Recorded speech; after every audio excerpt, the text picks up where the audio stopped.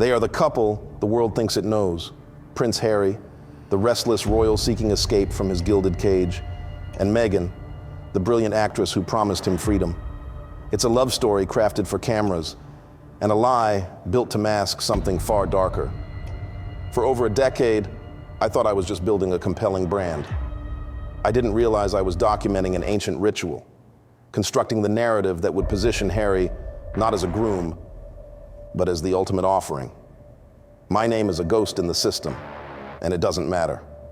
What follows is my confession, the terrifying true story of how I helped build the stage for a demonic convergence, and how I barely escaped with the evidence that can expose it all.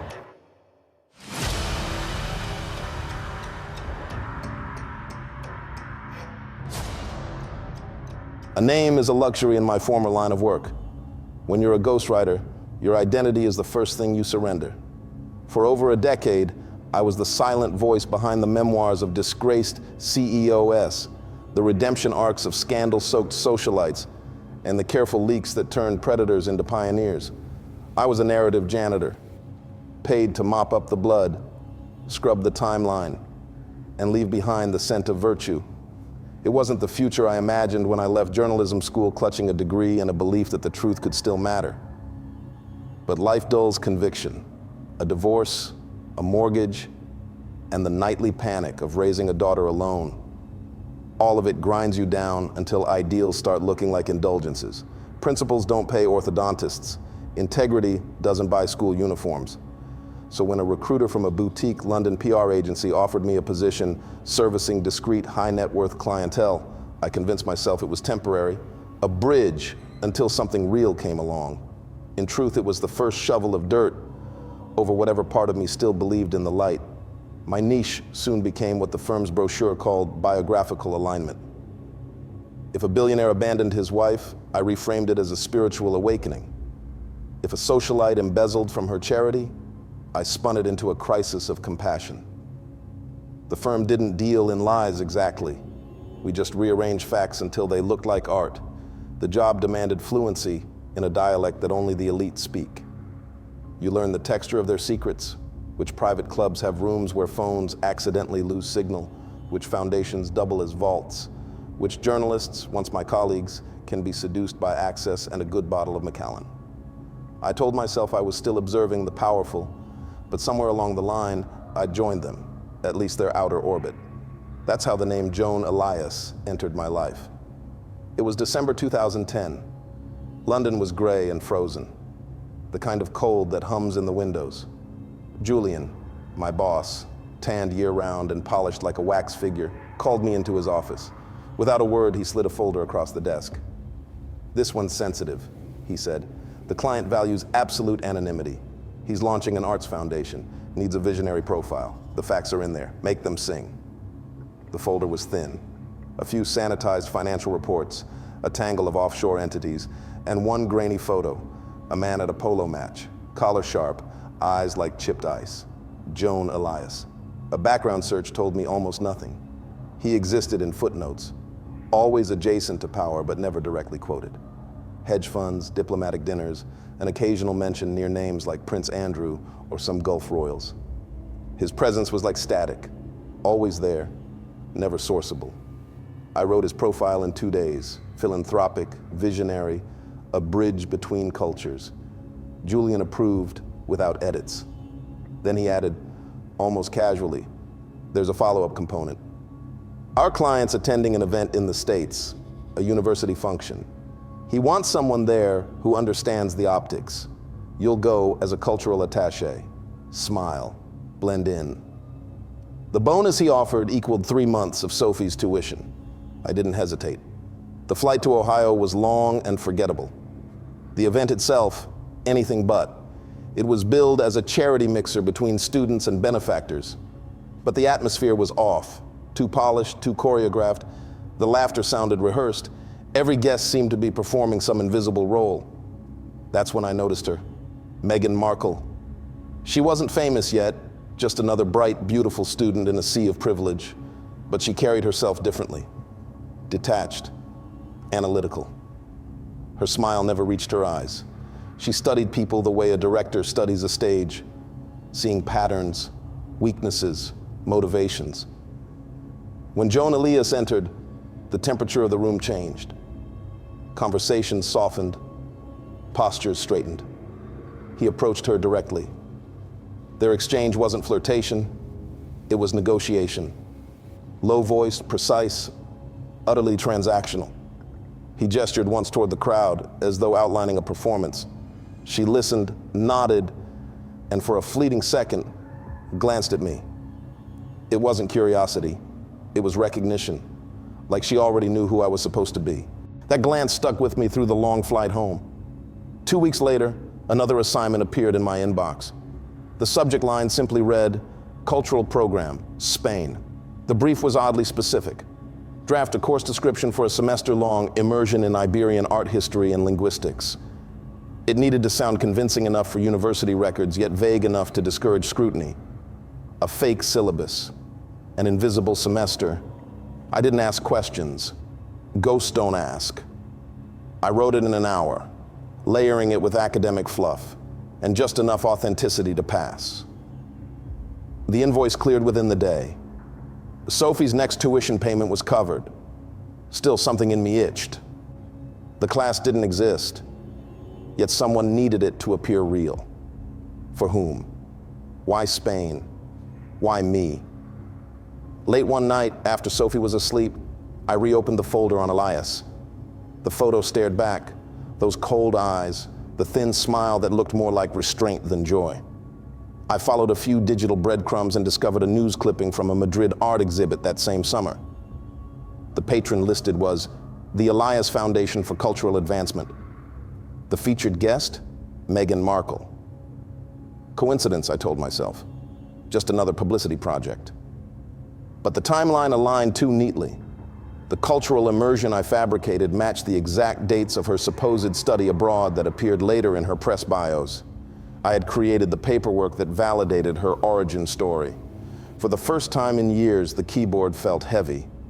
I'd stopped thinking of words as weapons long ago, but that night I realized they still were, just in someone else's hands. My ghost-written fiction had become official history. A week later, Julian called again. "Excellent work on Spain," he said, his tone oily with approval. "Elias is pleased.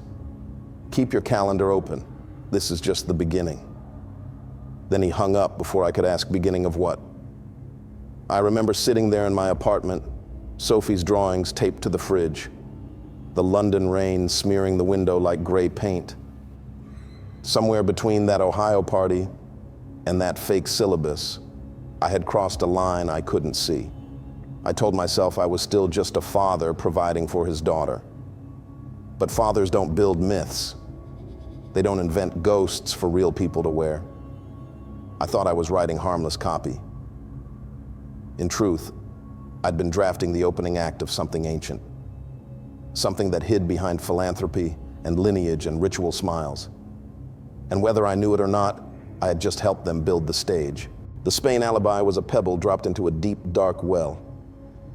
I never heard the splash. Life moved on, or at least I told myself it did.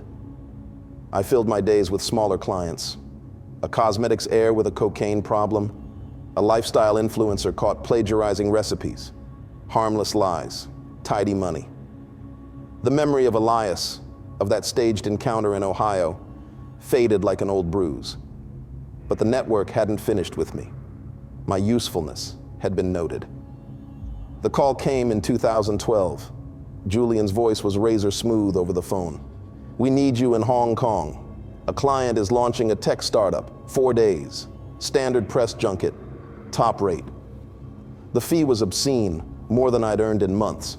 A down payment on a better flat, a safer neighborhood for Sophie. I didn't hesitate. I told myself it was just another job, another mask to polish. Hong Kong was a fever dream of light and motion, neon arteries, humid air humming with commerce. My official client was a Silicon Valley expatriate, but it quickly became clear that he wasn't the story. The real gravity in town surrounded the arrival of Prince Andrew on a trade visit. His face was everywhere, billboards, hotel screens, news feeds. I shrugged it off as coincidence until the night of the Soho House event. Access was invitation only, crystal glass, tailored arrogance, conversations conducted like fencing matches. And across the room, impossible, improbable, was Meghan Markle. She wasn't yet royalty, only the polished actress from Suits, conducting a staged interview with a lifestyle blogger. Her laughter chimed at perfect intervals, every gesture rehearsed, but my attention slid past her to the darker edge of the room. There, in a dim alcove, stood Prince Andrew, flanked by two men. One was Joan Elias. The other, I would later learn, was an antiquities dealer named Alastair Finch. They didn't approach Meghan. They didn't even look at her directly. They simply existed in the same orbit, 3 planets locked in invisible synchrony. Then it hit me, a draining fatigue, like my blood had turned to sand. The air thickened. Conversation distorted into low hums, and a headache pulsed behind my eyes. Emotion leaked out of me. Excitement, curiosity, even fear, until I felt hollow, weightless, compliant. I turned, colliding with Finch. Up close, he smelled faintly of ozone and cloves. In his hand was a sleek black device no larger than a deck of cards, its tiny screen pulsing faint blue. "Fascinating, isn't it?" he murmured, eyes fixed on the crowd. "The density in this room is extraordinary." "Density?" I echoed, voice syrup slow. "Ambient soul force," he said lightly, as if commenting on the weather. "Celebrity, power, desire, all forms of voltage. Most of it just bleeds away into the ether, a terrible waste." He finally looked at me, smiling with surgical politeness. "We're just measuring it. Good to see you again." Before I could respond, he slipped back into the crowd, swallowed by champagne and silk. "Good to see you again." I replayed his words until they warped in my head. He remembered me from Ohio, from the sorority event. My pulse stumbled. Finch wasn't talking about data. He was talking about harvest. When I glanced back at Meghan, she was leaving. Not escorted, extracted. Elias followed minutes later. The moment they crossed the threshold, the fog in my skull lifted. Whatever they were doing in that room, it fed on presence itself. I returned to London dazed, unwell, but wealthier than I'd ever been. Sophie's new school accepted her midterm. I bought blackout curtains for the flat because the city lights suddenly felt too watchful. I kept working. What else was I supposed to do? The pattern repeated the next year in New York, the Novak Djokovic Foundation Gala. Different coast, same arrangement. I was hired as press liaison for a hedge fund client. Prince Andrew was there again, working the room with his ex-wife. And like a ghost at the feast, Meghan. No one announced her. No photographers aimed her way. Yet she was there, drifting just beyond every candid shot. When the room buzzed, she stood perfectly still, as if listening for a rhythm only she could hear. And inevitably, Finch appeared. Same device, same faint blue pulse. The sickness came quicker this time. That emptiness behind the ribs. The vertigo of being watched from inside your own skull. I stepped outside for air and vomited into a planter. When I returned, they were gone. My cleanup orders arrived the next morning. Buy and suppress a paparazzi photo. File a takedown for a social media post that had tagged Meghan near the venue. Each instruction was phrased as routine PR damage control. But I knew the truth. I wasn't protecting reputations anymore. I was erasing evidence of presence, making a real person into an urban myth. Finch's words replayed endlessly. A terrible waste. They were farming something, not money, not fame, but the charge that flickers between people when power and adoration meet.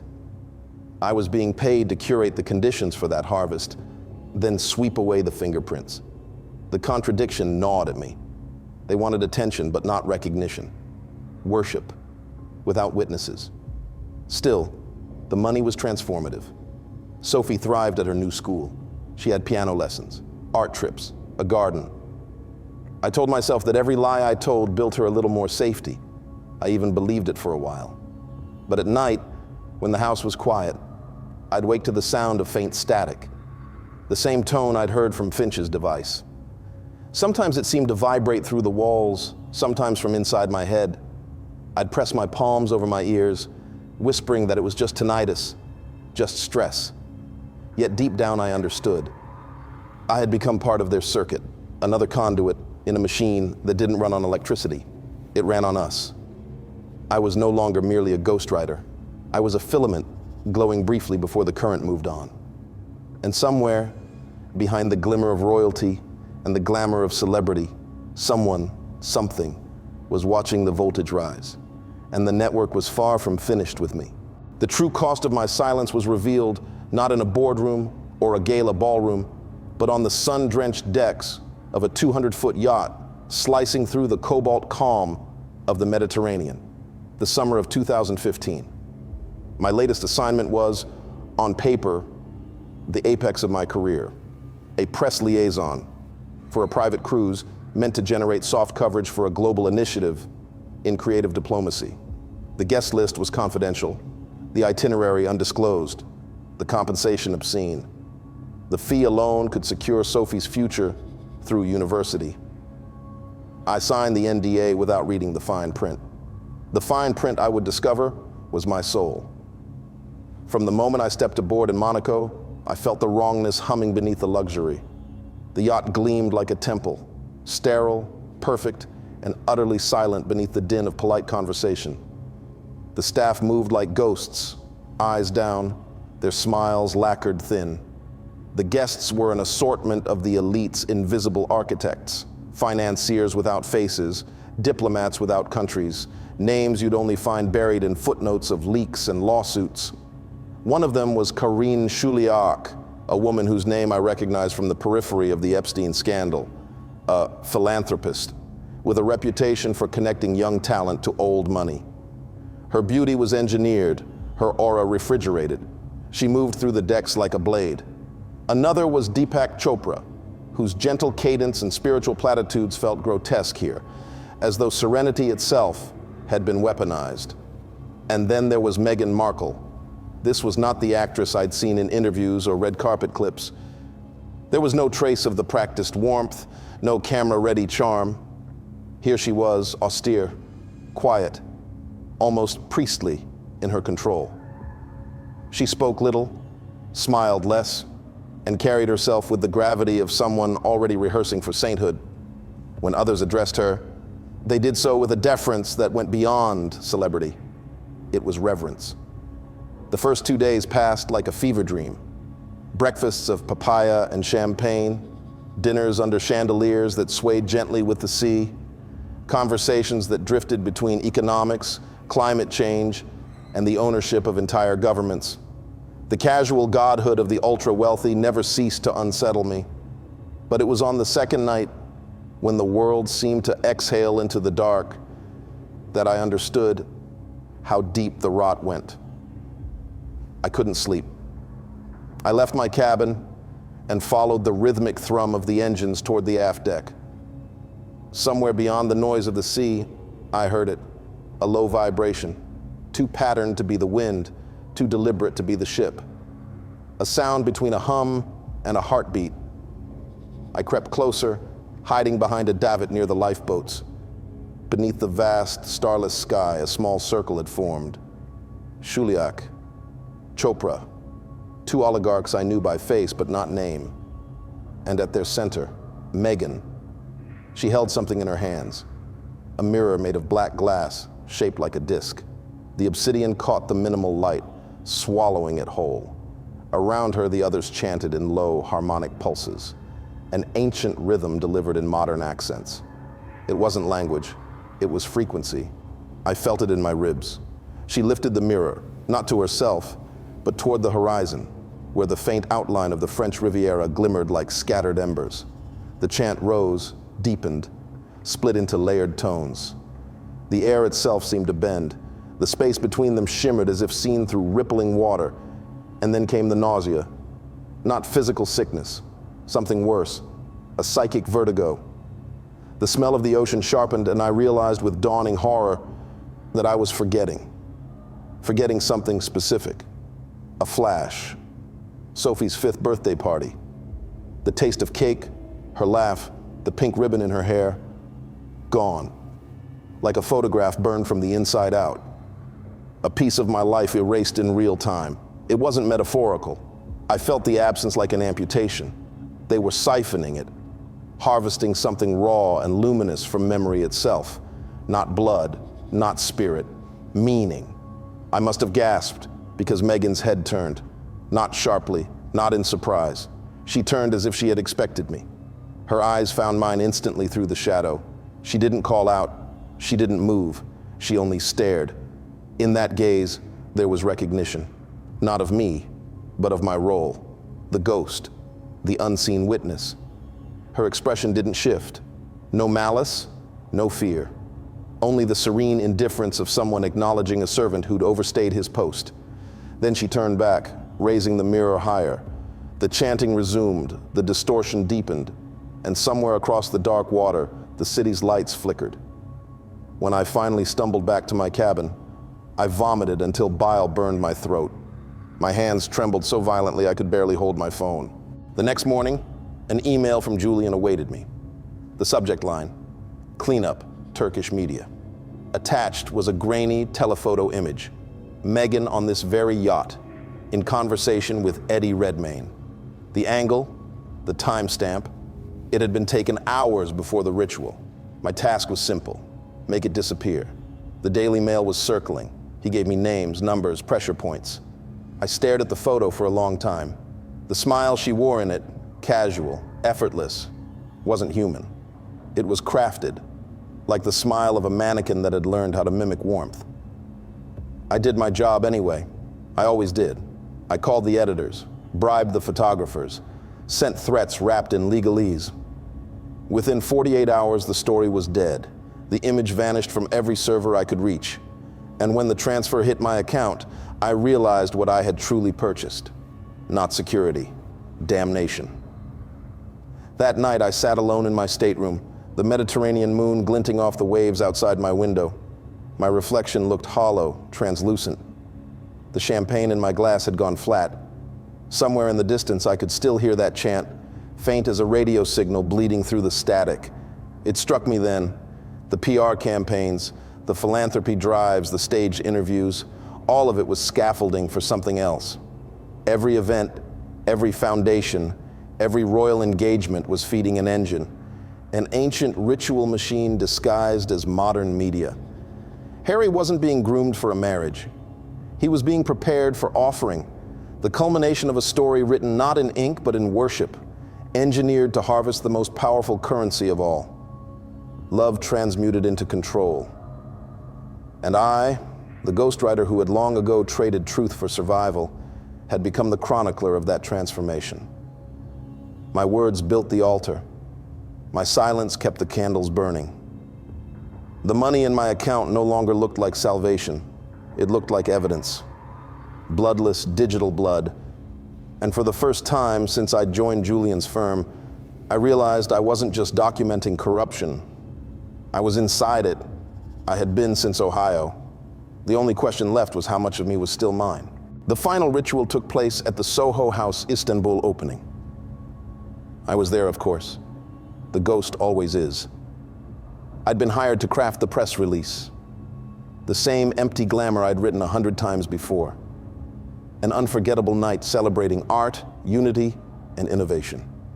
The brief sounded benign, almost noble. But I knew better now. Every phrase I'd ever written for them was an incantation disguised as copy. From the moment I arrived, I felt the current. The building itself was an altar. Ottoman arches renovated into modern minimalism. The air perfumed with sandalwood and money. Cameras flashed upstairs where celebrities laughed, oblivious. Downstairs, in the sealed sublevel, the one listed on the plans as a wellness suite, another gathering was underway. The Ascendancy, as they called themselves, had returned to complete what began years earlier. The guest list read like a shadow map of power. The Yorks, the bankers, the media moguls, the handlers. The room pulsed with curated chaos. No one acknowledged the basement. No one dared. I was told my presence was required for continuity, a word that suddenly felt biblical. The elevator to the sublevel opened on silence. The air was thick with ozone and candle smoke.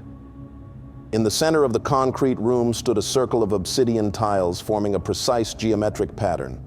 I recognized it. The same pattern I'd seen under moonlight on the yacht, only now it was inlaid into the floor, permanent. Harry was there. He looked different, thin, pale, eyes distant. The kind of look you see in hostages who've learned to smile for the camera. Dressed in white, barefoot, his posture was obedient. A performer waiting for his cue. Meghan entered moments later. She wore no jewelry, no makeup, just a sleeveless black gown that absorbed the light. Her hair was pulled back tight, almost severe, but her presence filled the room. The talking stopped. The circle tightened. There were no phones, no cameras. Every lens was forbidden, except mine, because I wasn't holding a camera. I was holding language. My task was to record the myth they were about to enact and make it palatable for public digestion, to translate ritual into press. I'd been doing it for a decade without realizing it. Every story, every leak, every photograph of pity or adoration had been an offering, emotional currency, feeding this moment. She began to speak in a low rhythm. Not English, not any tongue I knew. The words vibrated rather than echoed. Around her, the others swayed slightly, as if rocked by invisible tides. The lighting shifted to that familiar amber hue, the same I'd seen on the Frogmore Cottage renovation blueprints years earlier, labeled circadian therapy lighting. It wasn't therapy, it was containment. As she lifted her hands, the walls seemed to pulse. The air shimmered, shadows thickened and began to detach, rippling like smoke in water. The chant built to a pitch that made the floor itself thrum beneath my shoes.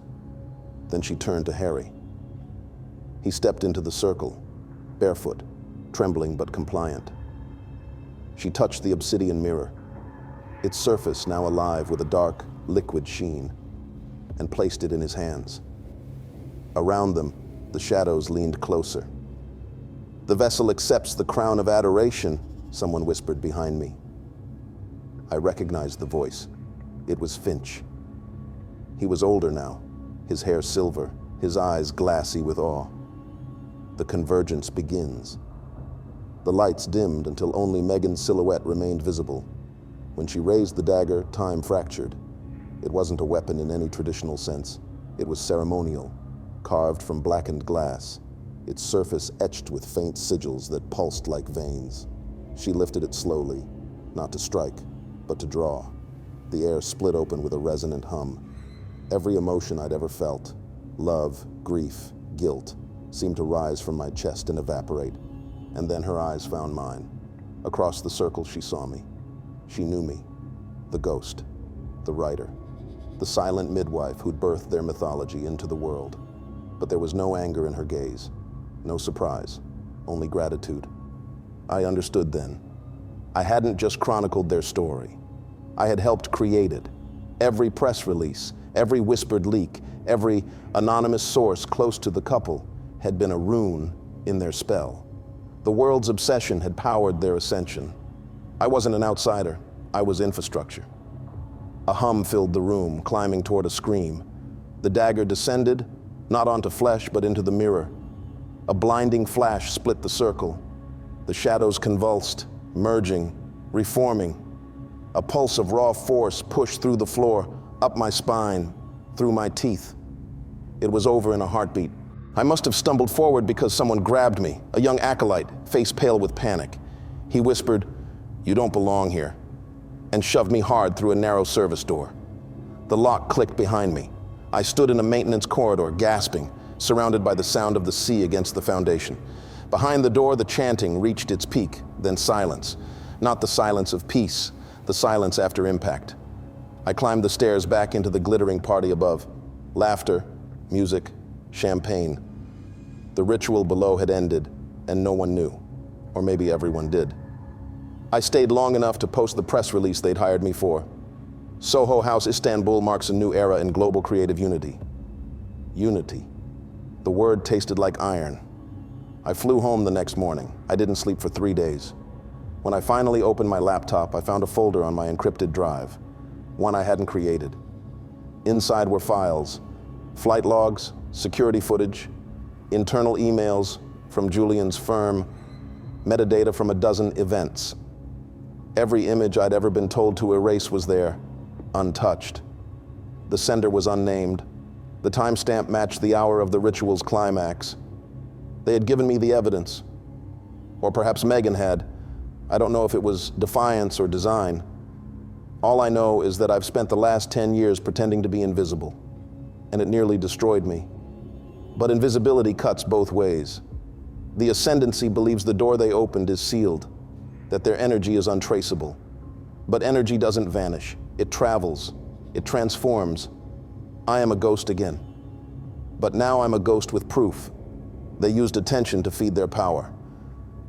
Let's see what happens when attention turns against them. The footage, the files, the raw transcripts, they exist. And they'll surface when enough of us are watching. This was not the end of their ritual. It's the beginning of ours. The true story starts now. If you've made it this far, you already feel it. The static in your chest, the pull in your gut, that's the current they've tried to own. It's yours now, ours. If you're ready to see what they've hidden, if you want to help dismantle the illusion, let this channel be our gathering point. Like, subscribe, and comment, break the cycle. Your attention is the only power they fear. Let's use it against them.